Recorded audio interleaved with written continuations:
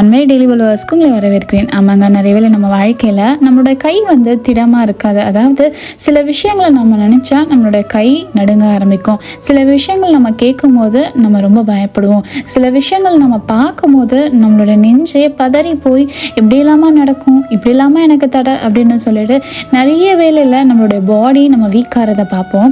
ஆனால் நெகேமியா 6:9 ஒரு அழகான வசனம் சொல்லப்படுது. முதலால் தேவனே நீர் என் கைகளை திடப்படுத்தி அருளும். ஆமாங்க, நம்ம நிறைய வேலையில் நான் ஸ்ட்ராங் ஆகணும், அதுக்காக நிறைய ஸ்ட்ரெஸ் ஃப்ரீ ஏதாவது கேட்குறோம், நிறைய மோட்டிவேஷன்ஸான வீடியோஸை பார்க்குறோம்.